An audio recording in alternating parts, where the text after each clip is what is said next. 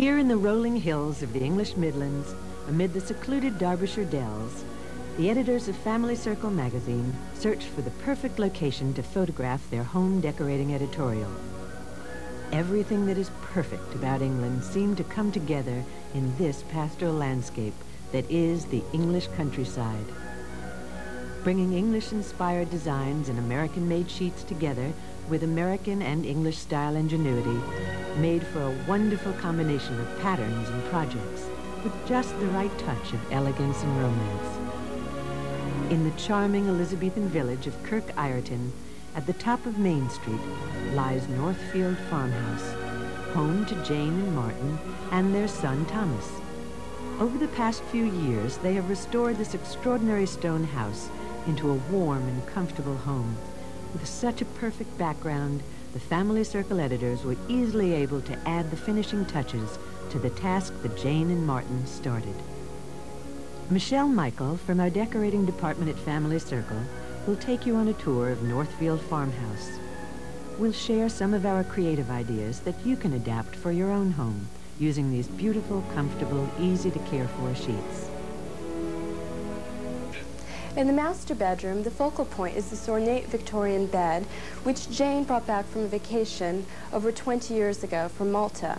We've chosen a trio of coordinating prints in a classic English garden look. We've lined one of the sheets in solid blue to create this half-tester canopy. Decorating with sheets has so many obvious advantages: extra wide widths, easy care fabrics, and an enormous variety of patterns and colors to choose from. We've created a charming seat cushion for this wicker chair by layering several pieces of fiber-fill batting in this king-size pillow sham. We've used the rose and lattice pattern to cover this typically English lampshade. To frame the extraordinary view of this tiny Elizabethan village, we've used two of our coordinating fabrics to make this lovely soft window treatment. In this instance, we've used a shower curtain, which we've lined in solid blue. It creates a perfect balance for the pinch-pleated drapes. For our final touch, a bit of lace at the window and a framed Victorian valentine covering a charming surprise. An etched inscription dating all the way back to 1812. Welcome to Jane and Martin's sitting room. It's as warm and inviting as a fire crackling on the hearth. Their collection of English miniature cottages spills over onto every surface, adding interest and color to the room. We've combined a mix of 4 different sheet patterns throughout the room in slipcovers, cushions, and table and window treatments. Using several design elements from the sheets, we've created some very unique details: contrast welting and border trims on slipcovers, cushions, tiebacks, and the Roman shade. A simple decorating solution would be to apply the trim to an existing shade. A very special heirloom sits in the corner here by the fireplace, Jane's grandfather's harp, on which he played and sang sweet songs to her when she was growing up in Ireland. A queen flat is the perfect size for a large table round, trimmed with a solid contrast welt. The printed crewelwork pattern brightens up the square overcloth, which is decorated with ornate tassels. Pinch pleated drapes are accented with an elegant tieback, which is so simple to make, but which makes such a big difference to this window treatment. Thomas's room is filled with whimsical nursery friends and several ideas which are both pretty and practical. A very simple window treatment is a contrast line shade held back with a large covered button. White pillow shams are decorated with cut-out alphabet letters from the sheets and appliqued with iron-on bonding tape. An oversized replica of the traditional shoe bag replaces a toy chest and keeps Tom's little toys reachable and neatly in place. The Beatrix Potter's storybook pattern with Peter Rabbit and his friends is an updated version of a classic story appealing to children and parents alike. Not wanting to modernize this incredibly charming turn-of-the-century bathroom, the wide plank floorboards and antique fixtures, we simply soften the look with yards and yards of sheets. Ribbon trim pleats are fastened with Velcro on the sink, the tub, and the vanity. Quick, easy removal and wash and wear fabrics enable them to keep this room fresh and tidy without much effort. The kidney-shaped vanity, available in kit form, looks lovely with this easily made top constructed from a quilted comforter and the floral sheet hem. Leftover pieces can be used to make this little lace trim makeup bag, chair cushions, a tissue box holder, and the trim on the valance and curtains. Through the wonderful old windows lies the perfect English country garden of Northfield Farmhouse, where the family gathers at lunchtime. The image that first comes to mind when thinking about the English countryside is one of flowers. Flowers of all colors and all types, flowers in great masses.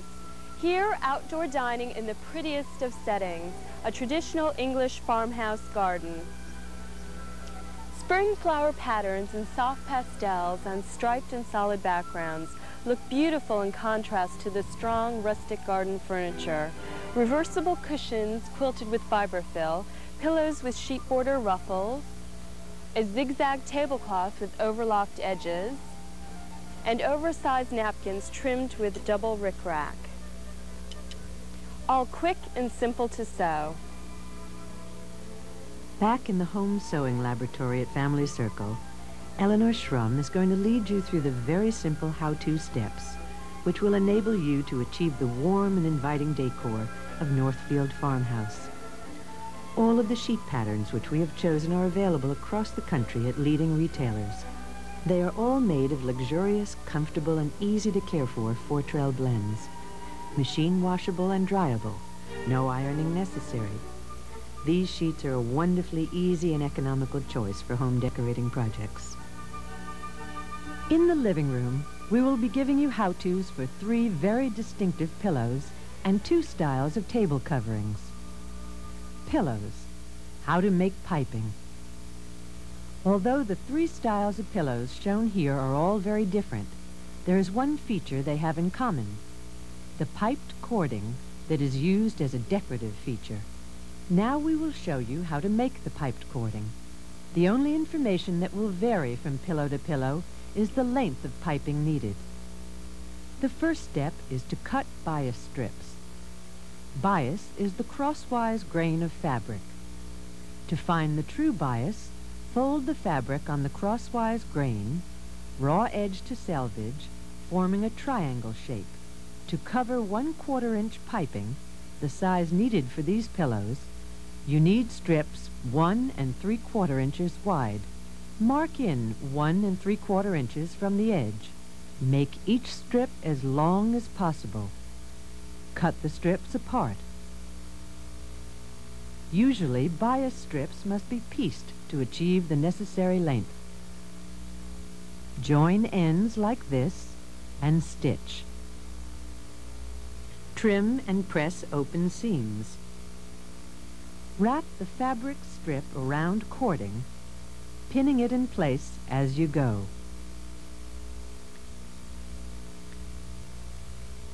Now change your sewing machine foot to the zipper foot. When stitching seams with piping, use a zipper foot on your sewing machine. Of course, use the thread the same color as the fabric. Stitch as close to the cording as possible.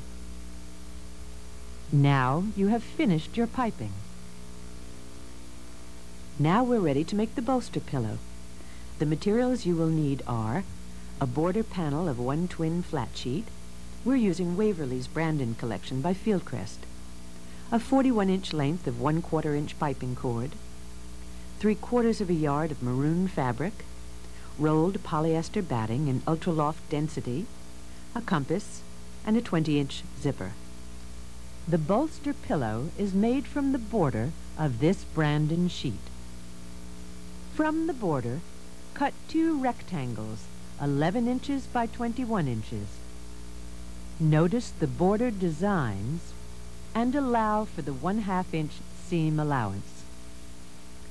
Now, set your compass at 3 1/2 inches radius. On the fabric, draw and then cut out 2 circles. To form the bolster section of the pillow, baste together long edges on one side of each rectangle. Press open and pin zipper to fabric, centering zipper teeth over seam. Using a zipper foot on the machine, stitch in the zipper. Sew in the other side of rectangles to form a circle. Now remove the basting stitches and open the zipper. The next step is the piping. Pin the piping to circles around the outside edge, with stitching on piping falling 1/2 inch from the edge.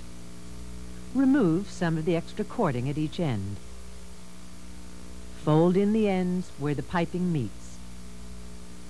Now baste the piping to the circles. Pin the circle ends to the bolster, right sides together. Take a minute to baste it again. Sew your seams. Turn the right side out and stuff the bolster with the batting.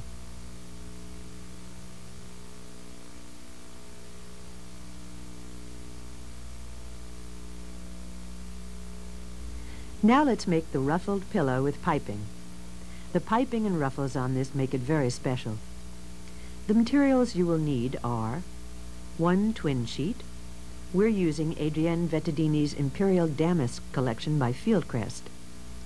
77 inches of 1/4 inch piping cord, a 1/2 yard of maroon fabric, and an 18-inch pillow insert. To make this pillow, you need to cut 2 20-inch square pieces from sheeting. For the ruffle, cut a strip 6 inches wide by 160 inches long. You will have to piece several strips together to achieve this length. Seam the short ends together and fold the long strip in half lengthwise. Fold and then mark the loop into quarters with straight pins.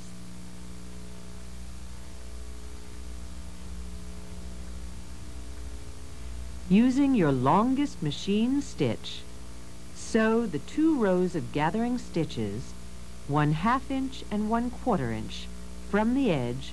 If this is your first pillow, turn the videotape back to the beginning of this section for instructions on how to make piped cording, 78 inches long. Pin the completed piping to the pillow top, placing the stitching on the piping 1/2 inch in from the edges. Baste the piping in place, easing it around the corners. Pull in the gathering stitches on the ruffle, 1 gathered section per pillow side, and adjust the gathers so they are even. Pin the ruffle to the pillow over the piping, so the ruffle faces the center of the pillow. With all this fabric, it is best to quickly baste the ruffle in place. Pin the pillow back to the ruffle front. Stitch together, being careful to keep ruffle out of your seam and facing toward the center. Leave a 10-inch opening for the turning. Turn the pillow, press and insert the pillow form, and slip stitch closed.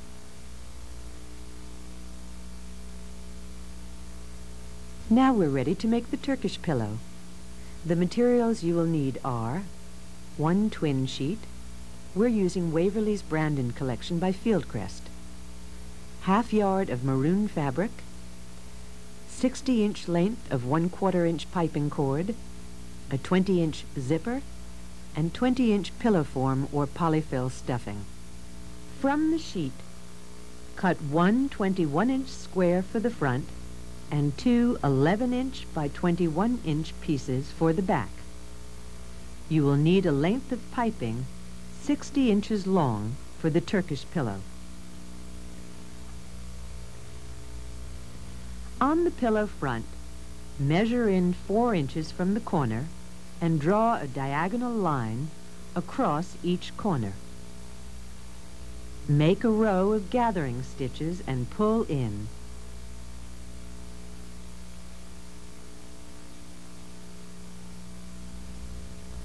Wrap thread around the pulled-in corner. Do this on the other 3 corners.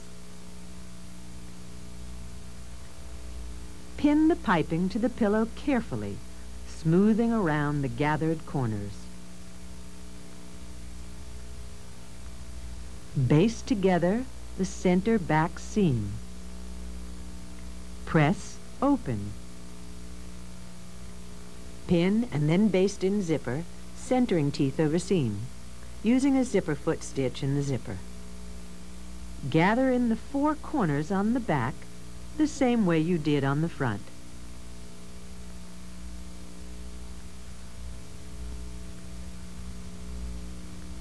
With the zipper halfway open for turning, stitch the back to the front, taking extra stitches to secure the corners. Now trim away the excess fabric in the corners.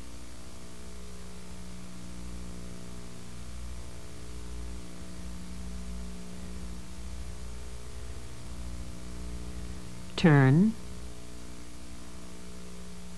and insert the pillow form.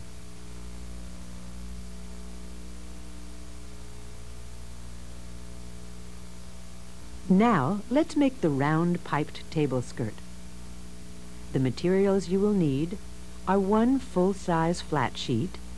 We're using Adrian Vittadini's Imperial Damask collection by Fieldcrest, a 1/2 inch wide piping cord, and 3/4 yard maroon fabric.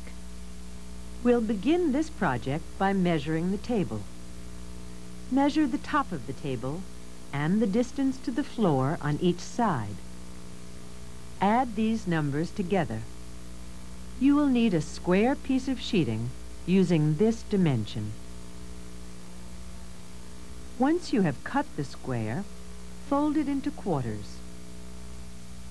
Using a marker and soft measuring tape, mark a curve between the corners, always making sure the center point is the same. While the fabric is folded in this position, measure between the corners along the curve. Multiply by 4, and you have the length needed for the piping. Cut on the curved line and open out.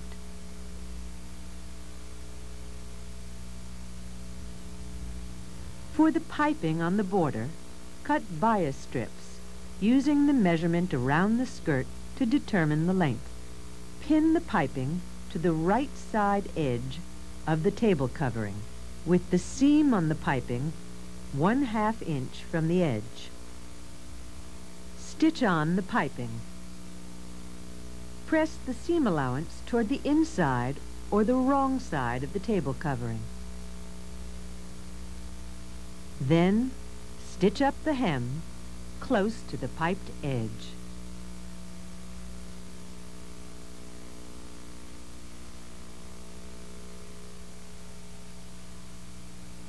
Now let's make the square tablecloth with tassels. The materials you will need are 1 twin sheet, we're using Waverly's Brandon by Fieldcrest, and 4 6-inch drapery tassels. Cut a 54-inch square of sheeting, or a size to fit your table. Hem the edges by pressing under 1/2 inch and then pressing under 1/2 inch again.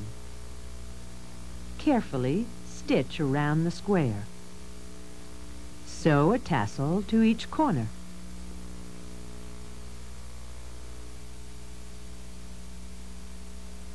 We're going to make the country bathroom cafe curtains and valance now. The materials you will need are 1 twin flat sheet, we're using Jennifer Moore's Amelia by Dan River, and 2 yards of 3/4-inch wide green color-fast grosgrain ribbon. As a special detail on this curtain, we used the border design on the sheet as the upper edge of the curtain. To measure your window, hold a yardstick or measuring tape on top of the curtain rod and measure to where the hem will fall. Then, add 1/2 inch to this length. Measure across the window and multiply by 2. For the casing, on back of the border, cut a strip of sheeting 4 inches wide by the width of the curtain. Press under the raw edge of casing 1/2 inch. With right sides together, pin the casing to the top edge of the curtain. Then stitch the casing strip to the border.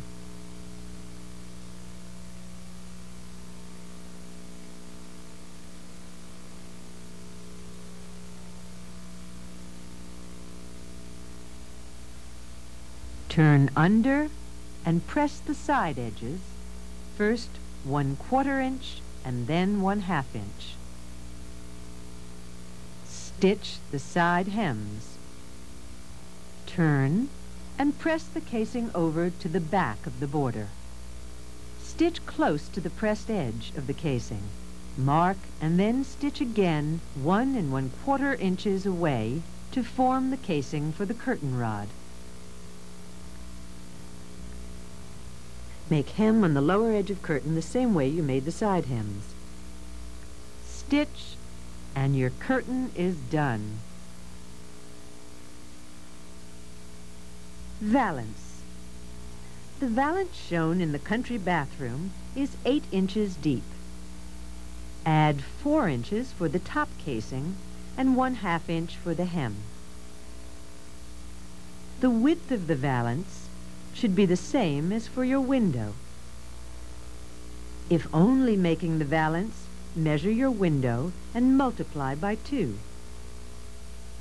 Hem the sides of the valance the same way as you did the curtain. For the casing, turn under the upper edge 1/4 inch and then turn under 2 1/4 inches, pressing as you turn. Stitch close to the pressed edge and again 1/4 inch away to form the casing for the rod. For the valance hem, turn under 1/2 inch and press. Pin ribbon to the inside lower edge so 1/2 inch shows below the hem. Stitch through the ribbon, catching the hem. Country bathroom tub and sink skirt. The materials you will need are, if you are making both the tub and sink skirt 1 queen size sheet, or a twin size sheet if you are making only one. We're using Jennifer Moore's Amelia by Dan River. 1 inch and 3/4 inch wide, color-fast, grosgrain ribbons, and 7/8 of an inch wide, self-adhesive Velcro tape. To begin this project, measure around the sink and the tub along the apron or lip. If you are making a skirt for your tub, measure all sides that face the room. Multiply these measurements by 2 1/2. Then measure the distance from lip to floor. Add 2 inches to this measurement. Cut a piece of sheet using these dimensions. You will probably have to piece your sheeting at least once. Here is how to match the pattern. Match up the pattern on the front, allowing 1/2 inch for the seam allowance. Pin together and stitch. Cut away the excess fabric in the seams. The lower edge of the tub and sink skirt are finished in the same manner. Fold up and press the lower edge 1/4 inch. Place ribbon behind the folded fabric, so 1/2 inch of the ribbon shows below the fabric, but also covers the raw edge on the inside. Stitch the ribbon to the sheeting.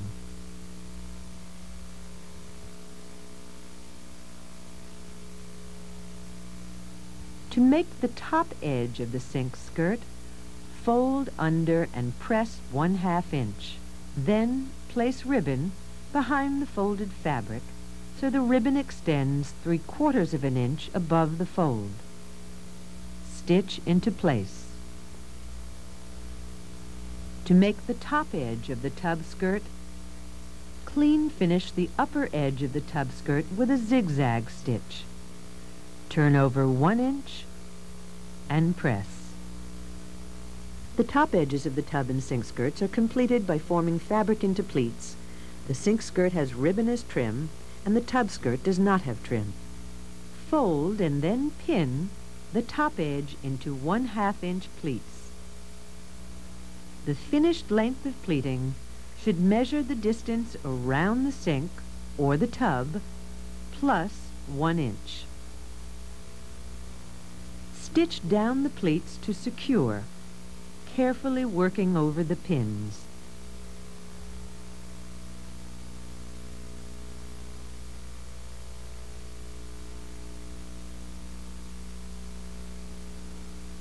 To finish, cut a piece of adhesive back Velcro the same length as the finished pleated top. Separate the strips.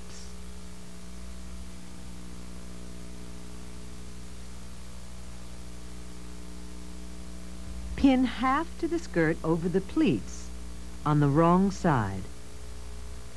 On the skirt, place the Velcro below the ribbon.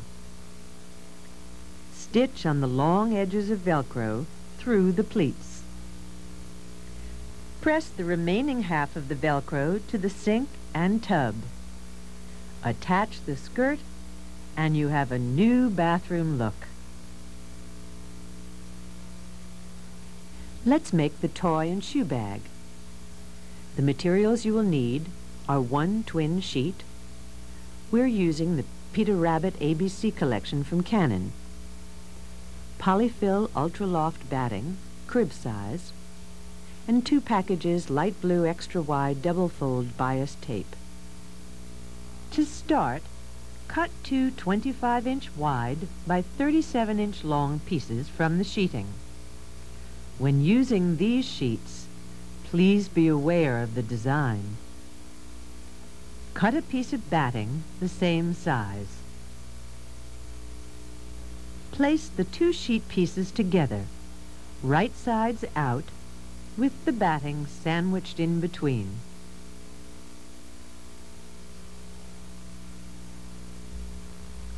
Pin together. For the toy pouches, cut 2 pieces 10 inches by 33 inches. Open out the seam at the upper edge of the sheet so you can cut another pouch using some of the white border, 11 inches by 33 inches. Cut about 4 inches of the white. Press under the upper edges of the pouches 1/4 inch and again 1 1/4 inches. Then press under the lower edges 1/4 inch on the 10-inch wide pouches. Stitch all upper edges. Divide the pouches into thirds and mark with pins.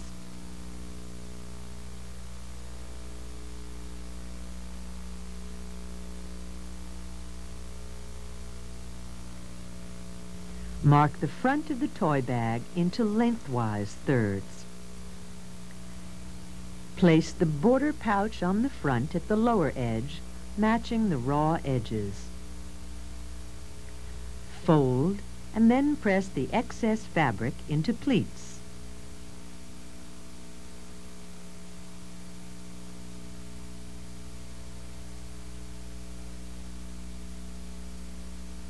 Make a single pleat at the side and a double set at the two other markings. Make pleats on the two other pouches, placing each about 2 inches above the other. Open out the pleats and then stitch from top to bottom of each pouch to divide the pouches into 3 sections. Stitch upper 2 pouches to bag along lower edges. Cut 3 tabs about 3 inches by 8 inches, centering an animal in the center of each.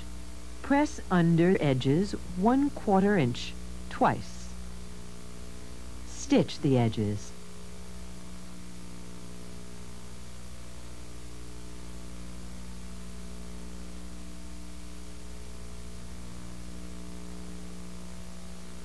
Fold the stitch tabs in half and, evenly spacing them, pin them to the upper edge of the bag.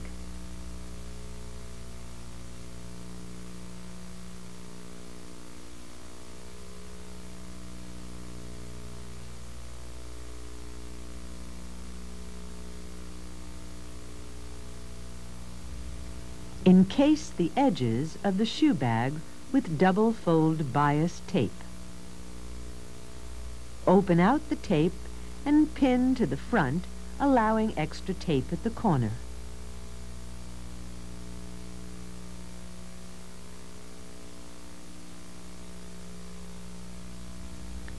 Machine stitch the tape to the bag on the front, then trim the seams and fold over to the back.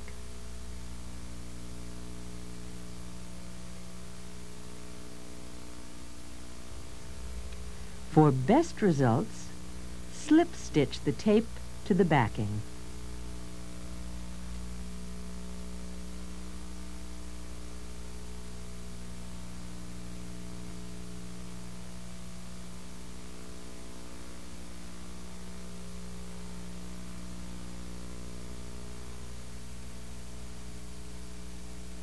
Now we'll make the child's room window shade. The materials you will need are 1 twin sheet. We're using Peter Rabbit ABC collection from Canon. 1 yard light blue fabric for lining, heavyweight interfacing, and 1 2.5 inch flat button with shank. To begin this project, measure the inside dimensions of your window. Using these measurements, cut a piece of sheet lining fabric and interfacing .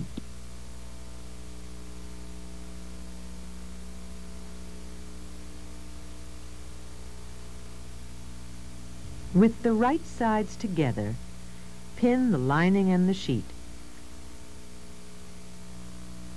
Sew the pieces together along the sides and lower edge, pivoting at the corners. Trim the corners and seams, turn and press. Clean finish the remaining open edge with a zigzag stitch. To form a casing, fold over the upper edge 3 inches. Stitch 1 inch from top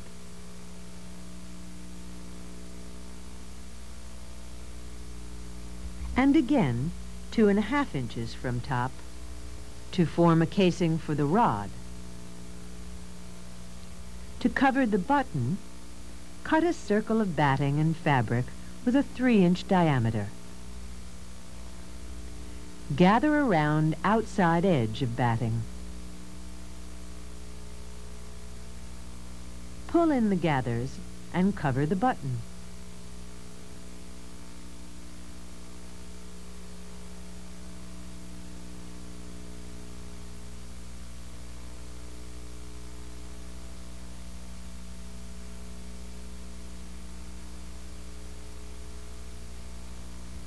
Repeat with fabric.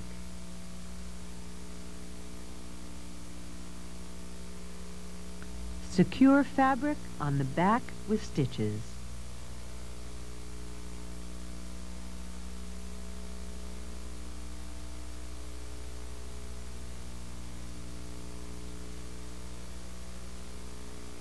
After folding up the curtain to check where the button will be, check the proper placement of the buttonhole in the lower right-hand corner. Mark the fabric for proper placement. Then make the buttonhole.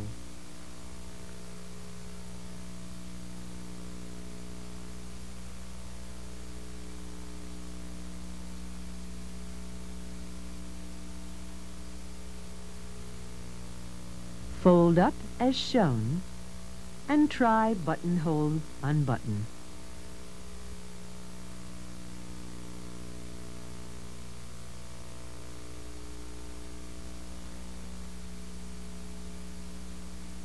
Now we're ready to make the bedroom curtains. The materials you will need are 1 king-size flat sheet with ribbon border. We're using Mario Bawada's Diantha by Revman. 1 king-size solid color flat sheet or lining fabric, and 4-cord shearing tape and hooks. The first step when you make these drapes is to measure your window and figure the size of sheet you will need. Measure from the underside of your curtain rod to the floor. For these curtains, add 5 inches to the length for sweep. For width measurement, to achieve the fullness shown here, measure window including molding and multiply half the measurement by 2.5. For a window of this size, you would be able to use 1 king-size sheet for each pair of drapes. Check the yardage given on sheets' packages to determine the size you need to buy. Now, we have the sheeting and other materials, so we can begin. If you are using a king-size sheet, fold it in half lengthwise. Cut the sheet in half. The ribboned edge of the sheets is used as the hem on the lower edge. To line the drape, cut a piece of lining 1/2 inch shorter and 6 inches narrower than the piece you cut for the drape. To attach the lining to the sheet, place the 2 pieces together, right sides facing, with top edges and sides even. There will be some extra sheeting, so it will not lie flat at this point. Sew the side seams.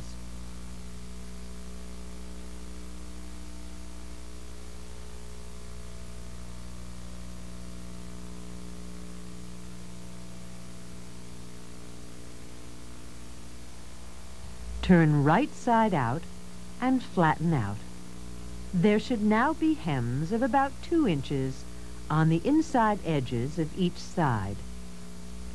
Press these hems. Zigzag the top edges of the drapery together. The next step is to attach the pleating tape. Turn the top edge of the drapery over 3/4 inches and press. Cut a length of shearing tape the same size as the width of your drape.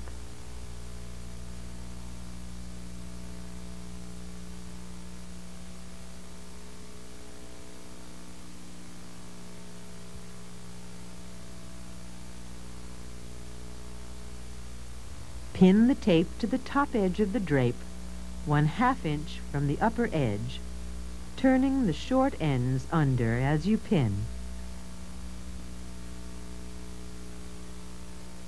Stitch tape to the curtain, working as close as possible to the edge of the tape.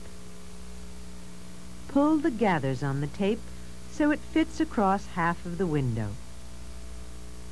Push the curtain hooks into the tape and hang the curtain on the rod.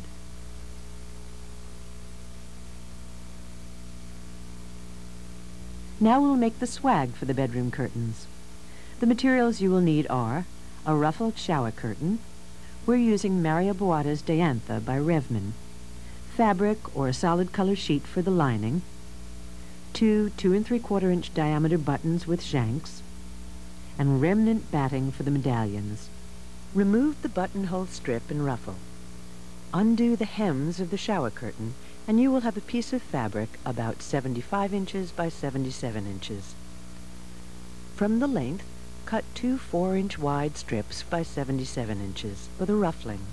Cut the large piece in half, so you now have 2 pieces, each measuring 38.5 inches by 67 inches. Then, fold one of the pieces in half and cut it into 2 pieces the same size, about 33.5 inches by 38.5 inches. Cut out pieces for lining the same size.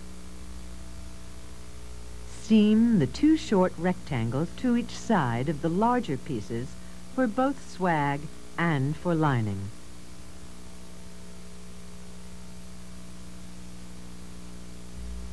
Pin ruffle strips together at short ends. Fold in half and press.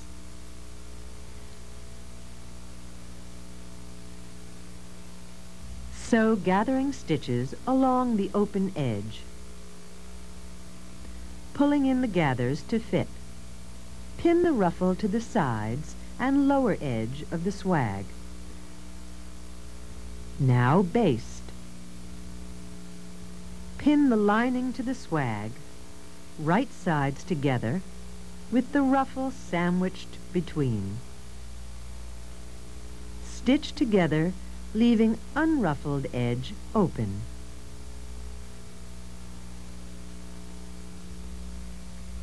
Trim the corners and turn.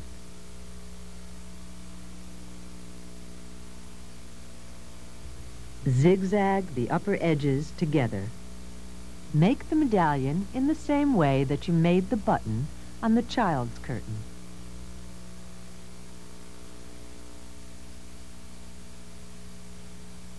Now let's make the bedroom reversible tie-backs. The materials needed for one pair are 2 king-size pillowcases. We're using Mario Buata's Diantha by Revman. 3/4 yards of blue fabric, 3 yards of 1/4 inch piping cord, heavy interfacing, tracing paper, and a compass. Enlarge the tie-back pattern included with the written instructions that came with this video. The pattern looks like this, and it is half a pattern. Fold the fabric you are working with in half and place the straight edge of the pattern piece on the fold. Cut 1 piece of interfacing. To keep the instructions clear, we will be giving instructions for 1 tie-back at a time, though naturally you will be making a pair. Cut 1 tie-back from the printed pillowcase and 1 from the lining, adding 1/2 inch around the outside edge for seam allowance. Cut it out. Pin the interfacing to the printed sheeting piece. Remember, there will be 1/2 inch difference in the size of the pieces. For the piping, you will need a 37-inch length.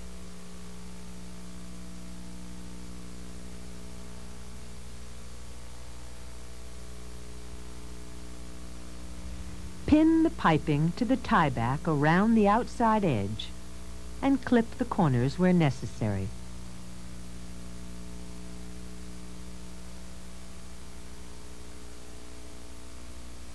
Baste the piping to the tie-back.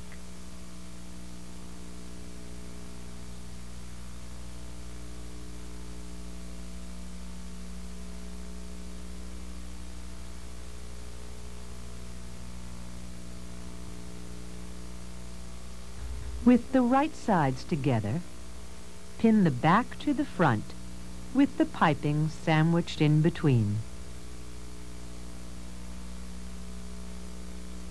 Then stitch. Leave an opening along the straight edge to turn. Clip corners and turn, slip stitch closed.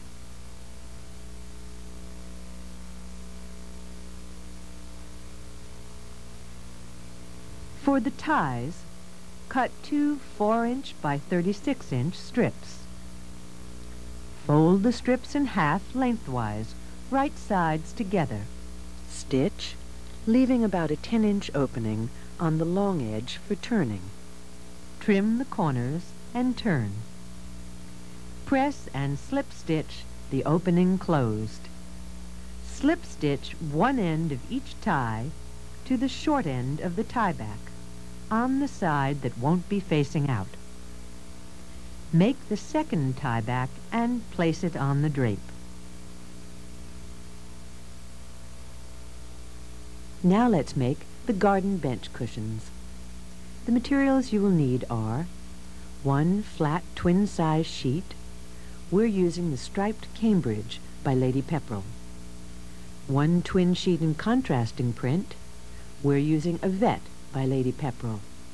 And polyfill traditional batting. Measure the seat on the bench you want to cover.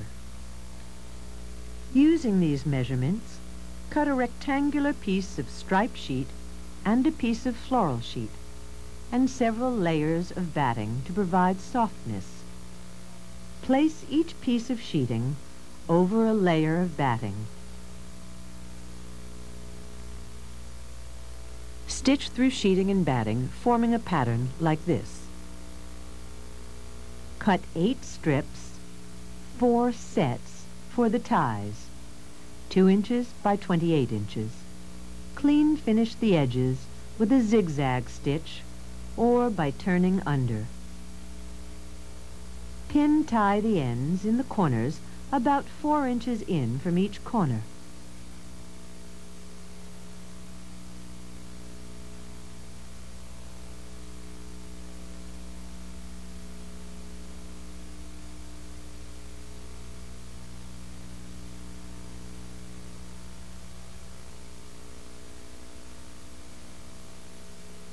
Pin the stitched pieces together, right sides facing. Stitch around the 3 sides and 4 corners, leaving an opening to turn. Trim the corners and turn.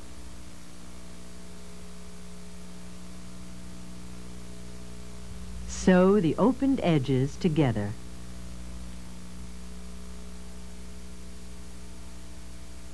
Here we are in the garden. We'll be making napkins and a tablecloth. The materials you will need are 1 twin flat sheet with wide floral band design for the napkins. We're using Antonia by Lady Pepperell. 1 twin flat sheet for the tablecloth. We're using a Vet by Lady Pepperell. 1 package of navy rickrack and of medium blue rickrack for each napkin. For each napkin, cut a 24-inch square. We were careful to center the wide floral strip in the center of the square. Hem the edges by turning under and pressing the edges up, first 1/4 inch and then another 1/4 inch. Pin the row of rickrack around the edge over the pressed hem. Stitch through the rickrack and hem. Add another row of rickrack around the edge of the napkin inside the first row. Tablecloth. Measure the table you wish to cover and add 20 inches to each dimension, so there will be a 10-inch drop on each side. Cut a piece of sheet this size and turn the wrong side up. With a marking pencil, make large zigzag lines with approximately these dimensions, 9.5 inches across and 4 inches high.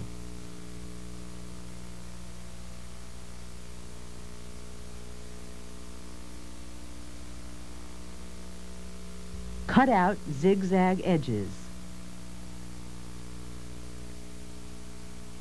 Finish the edge with a serger or zigzag stitch. We hope you've enjoyed your video trip through England, as well as the Family Circle Decorating Made Easy with Sheets segment. Let us know how your decorating projects turn out. We at Family Circle are always happy to hear from our readers. We learn so much from you. So long for now, and until our next project, thanks for joining us.